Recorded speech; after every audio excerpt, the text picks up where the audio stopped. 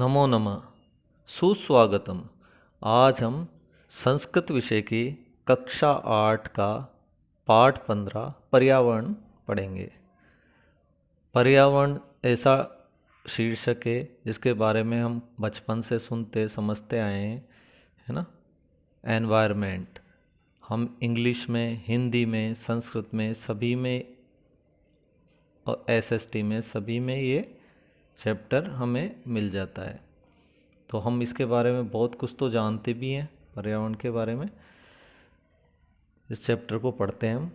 इदानीं वयम अनुभवाम यत् यथा समयम वृष्टि न भवति। इदानीं इस समय, वयम यानी हम सब, अनुभव करते हैं यत् की। ये जो यत् है ये इंग्लिश में जैसे दैट का यूज होता है ना, दो सेंटेंसों को जोड़ने के लिए, और दैट का अर्थ वहाँ की होता है।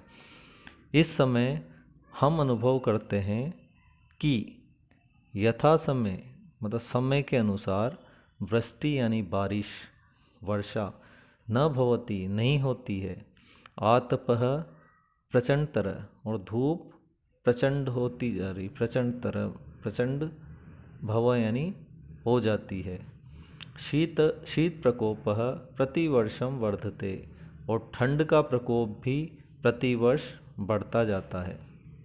न केवलम भारते अपितु संपूर्ण विश्वे ऋतुचक्रस्य, न केवल भारत अपितु संपूर्ण संसार, न केवल भारत अपितु संपूर्ण संसार ऋतु चक्र की अनिश्चितता की स्थिति में है। मतलब आज भारत ही नहीं अपितु सारा संसार इस मौसम के चक्र की अनिश्चितता का शिकार है। कुत्रचित अतिवृष्टे कारणेन आगत्या भीषणवन्यया विपुलं धनं जीवनं च नश्यति।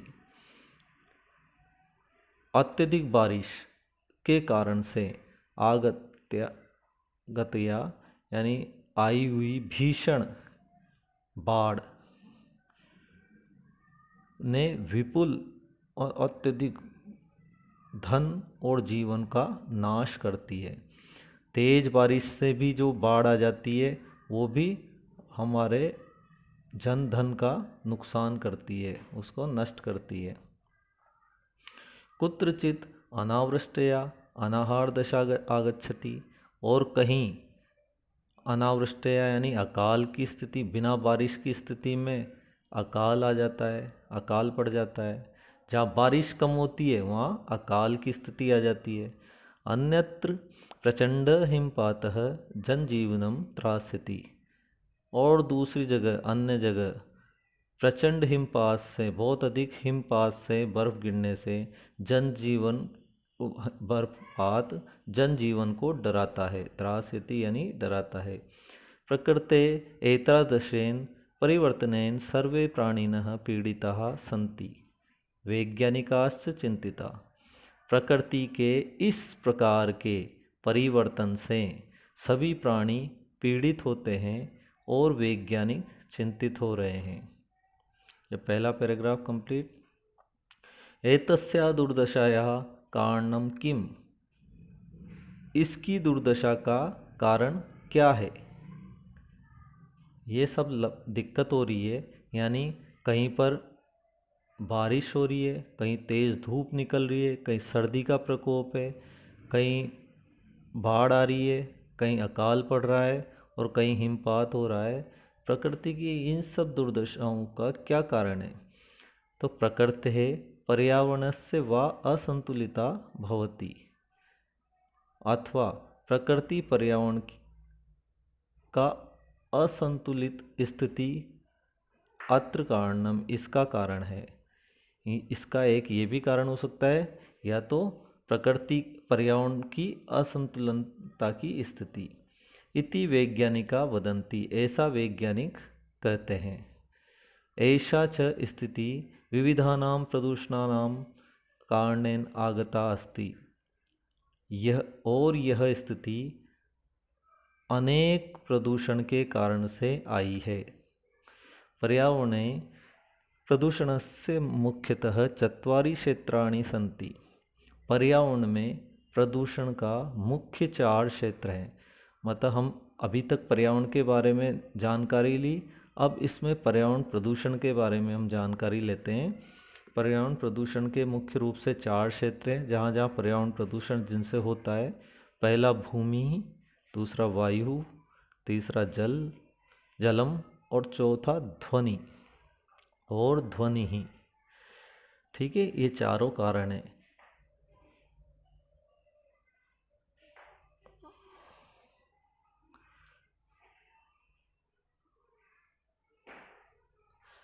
सस्य क्षेत्राणां वासस्थलानां उद्योगकेन्द्राणां च कृते वृक्षाणां वनानां च कर्तनं निरंतरं भवति। सस्य क्षेत्राणां यानी खेत, वासस्थलानां यानी अधिवास जहाँ रहते हैं, आवास, और उद्योग केंद्र के लिए, और उद्योग केंद्रों के लिए, कृत्य का मतलब के लिए, वृक्षों और वनों का काटना, कर्तनम यानी काटना, निरंतर होता है। मतलब या तो खेतों के लिए या आवास के लिए या उद्योगों के लिए निरंतर पेड़ों को काटा जा रहा है। सस्य क्षेत्रेषु उर्वरकाणाम् अत्यधिक प्रयोगेण भूमि प्रदूषिता भवति।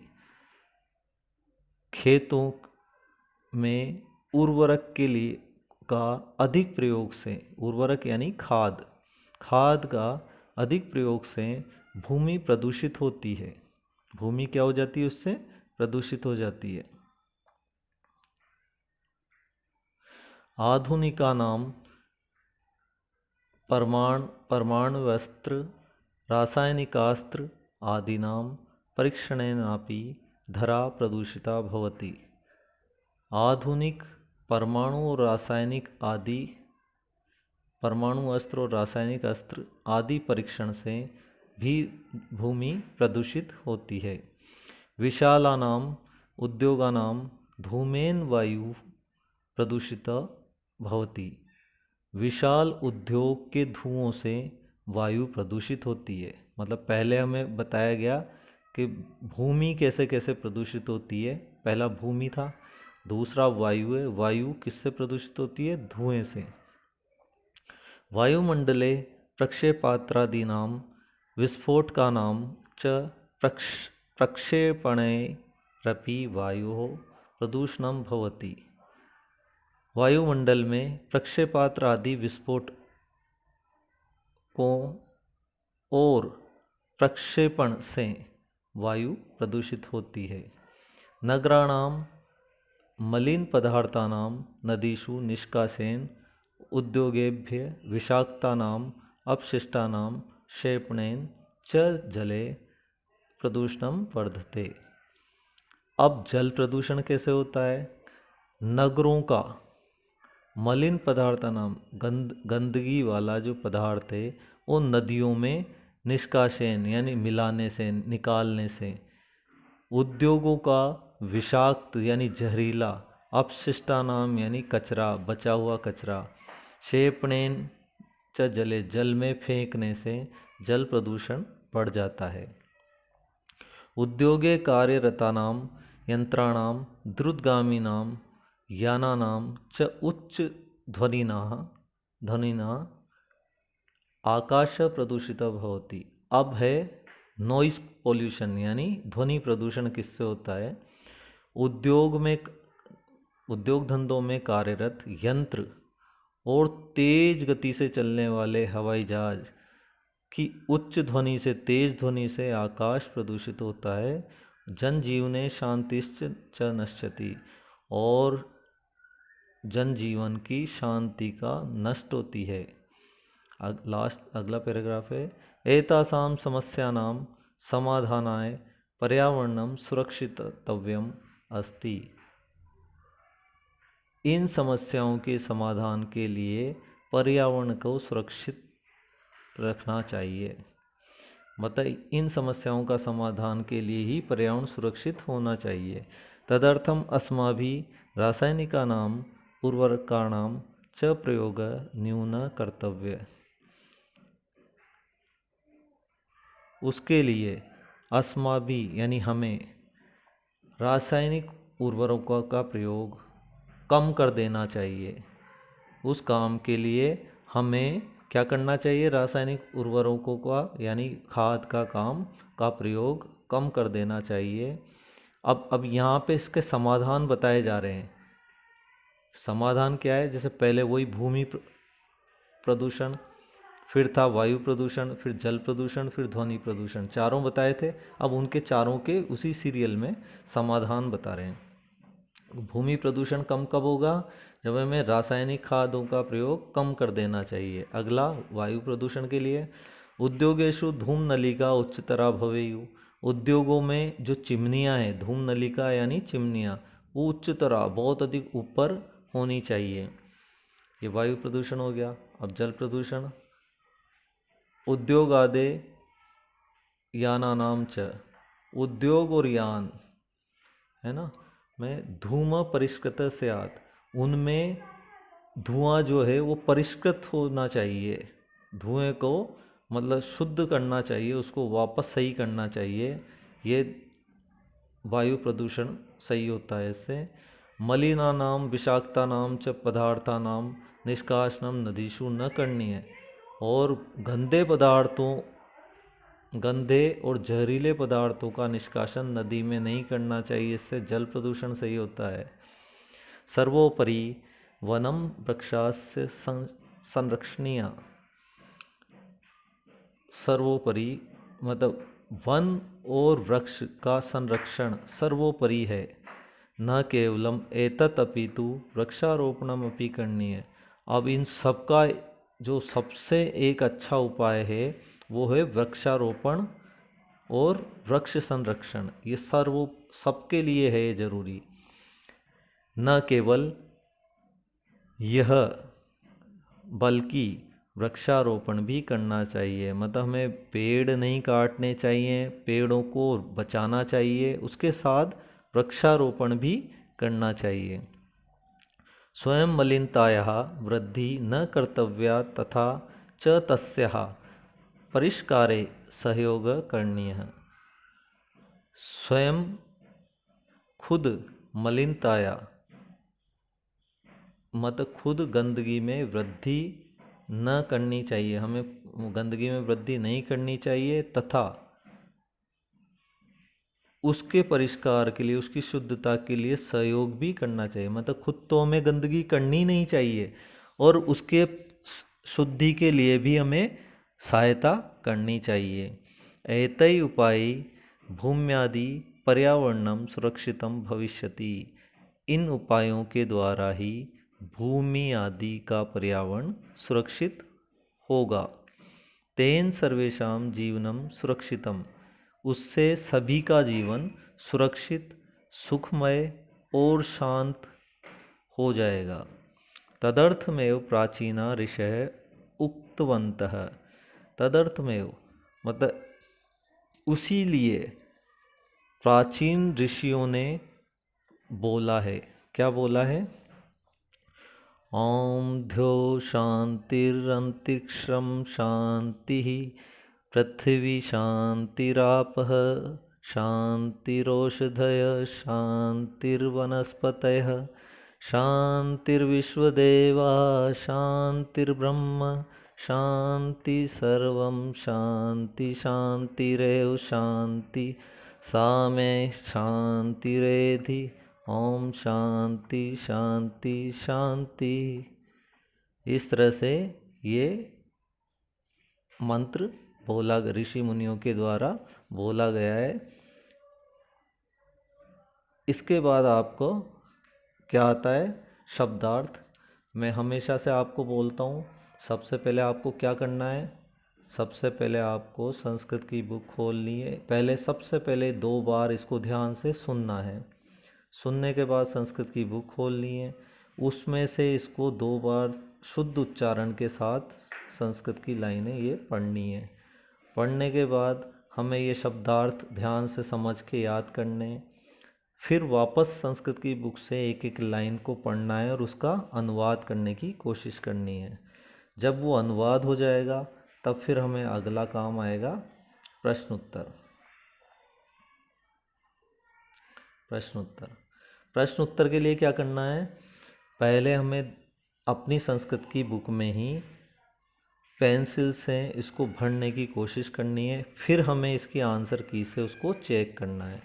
तो इसके पहले यहाँ एक कुछ चीज़ है, जैसे एक प्रेरणार्थक क्रियाएं दी हुई है। एक तो इस समास विग्रह, समस्त पद और विग्रह दिया हुआ है, इसको भी समझ लें। और प्रेरणार्थक क्रियाएं, एक कर्ता द्वारा अन्य को किसी काम में प्रेरित करने का नाम प्रेरणा है। मतलब जो कर्ता होता है वो किसी दूसरे व्यक्ति को काम के लिए प्रेरित करता है, दूसरे किसी को काम के लिए प्रेरित करता है तो प्रेरणार्थक कहलाता है। और किसी क्रिया को प्रेरित करता है तो प्रेरणार्थक क्रिया कहलाती है। प्रेरणार्थक क्रियाओं के लिए पठ, लिख आदि धातुओं के साथ निच प्रत्यय, निच प्रत्यय में ई शेष रहता है। प्रत्यय कहाँ जुड़ता है हमेशा, धातुओं के पीछे, तो पीछे जुड़ता है उसका निच प्रत्यय का ई शेष रहता है। और निच प्रत्यय जब जुड़ता है तो आगे वाले शब्द में आ की मात्रा का आगम हो जाता है। ठीक है, तो पाठ, जैसे पठ का क्या हो जाएगा, पाठ हो जाएगा। लिख का लेख हो जाएगा। ठीक है, इन धातुओं के रूप कथ धातु के समान चलते हैं। इनके रूप किसकी तरह चलते हैं, कथ धातु की तरह। इसमें निच प्रत्यय का आगम हो जाता है जिसमें ई शेष रहता है। प्रेरणार्थ क्रिया है, कर्ता किसी क्रिया को काम करने के लिए प्रेरित करता है। अब हम प्रश्नोत्तर पे आते हैं। अभी मैं बता रहा था आपको प्रश्नोत्तर संस्कृत की बुक में इसके आंसर भरने हैं पेंसिल से, फिर हमें इसके नीचे आंसर की से चेक करना है, जो गलत हो उसको सही करना है। उसके बाद हमें संस्कृत की कॉपी में इसका होमवर्क करके फिर इसे याद करना है। साथ में तो करते ही चलेंगे याद, लेकिन फिर दोबारा से एक बार याद करना है। तो इसमें पहला प्रश्न है संस्कृत में उत्तर दो। संस्कृत में उत्तर दो में आपको पहले प्रश्न में किम हटाना है, उसकी जगह आंसर लिखना है, बाकी पूरा वैसा का वैसा ही रहेगा। दूसरे में कानी च ये हटाना है। तीसरे में केन हटाना है। चौथे में कथम हटाना है। प्रश्न नंबर 2 में ये ऊपर आंसर दिए हुए हैं, उनमें से जो जिसमें सही उपयुक्त रिक्त स्थान में भरना है। प्रश्न नंबर 3, प्रेरणार्थक पाठ धातु के लट लकार के रूप लिखें। ये केवल आप बुक में भर लें, कॉपी में नहीं करें, बस बुक में भर लें आप। ठीक है। प्रश्न नंबर 4, इसमें जो सही है पंक्ति है उस पर राइट, आगे ब्रैकेट में राइट, और जो गलत है उस पर रॉन्ग लगाएं। ठीक है। प्रश्न नंबर 5 में आगे जो शब्द दिए हुए हैं पीछे ब्रैकेट में 3 में से एक इसका अपोजिट है, विलोम है, विपरीतार्थक है, उससे आपको एक छांट कर उसका विपरीतार्थक शब्द लिखना है। प्रश्न नंबर 6 में रेखांकित शब्दों का संशोधन करें, यानी ये जो पीछे धातुएं दी हुई है, क्रियाएं हैं, वो गलत हैं, उनकी जगह क्या सही आएगी वो आपको सही करके उसको लिखना है। प्रश्न नंबर 7 में वाक्य प्रयोग द्वारा क्रियाओं के अंतर स्पष्ट करें। ये आपको रफ कॉपी में करना है, ये HW कॉपी में नहीं करना है। मैंने अभी आपको बताया था सिंपल क्रियाएं और ये प्रेरणार्थक क्रियाएं जो अभी इस चैप्टर में आई थी। प्रेरणार्थक क्रिया में ये प्रेरणार्थ कर्ता द्वारा प्रेरणा दी गई वाली धातु है। ठीक है। इसके वाक्य में प्रयोग, जैसे यहाँ उदाहरण दिया हुआ है, जैसे पहला है पठती और पाठयति। तो पठती का हमने वाक्य बनाया बालक पुस्तकम पठती, इसमें पठती आ रहा है। और प्रेरणार्थक क्रिया जो है उसका पाठयति का बनाया शिक्षक गणितम पाठयति। ठीक है। पठती का अर्थ है पढ़ाता है, बालक पुस्तक पढ़ते हैं, बालक पुस्तक पढ़ता है। पठती का अर्थ यहाँ क्या है, पढ़ना। और पाठयति का अर्थ यहाँ है पढ़ाना, शिक्षक गणित को पढ़ाता है। ठीक है, ये अंतर है। पढ़ना और वहाँ प्रेरणा दी गई है पढ़ाने की, पढ़ाना। ठीक है, अगला प्रश्न है, ये हमें प्रश्न नंबर 7 कॉपी में नहीं करना है, ये केवल रफ कॉपी में करना है। प्रश्न नंबर 8 संस्कृत में अनुवाद करें। ये जो संस्कृत में अनुवाद है ये भी आपको ध्यान से सुनना। प्रश्न नंबर 7 और 8 ये आप चाहे बुक में पढ़ लें, कॉपी में नहीं करना है। प्रश्न नंबर 7 और 8, ठीक है, बुक में पढ़ लें और फिर इसके बाद आंसर की से आंसर चेक कर लें। आंसर की है, इससे आप आंसर चेक कर सकते हैं। ठीक है, लेकिन पहले कभी नहीं देखें, पहले आप खुद भरें फिर उसके बाद चेक करें। ठीक है, इस तरह से आपका ये चैप्टर कंप्लीट होगा। और इसको जिस तरह से मैंने सीक्वेंस में जो जो बातें बताई है आपको सब वैसा ही करना है, अपनी मर्ज़ी से कुछ नहीं करना है ना। धन्यवाद।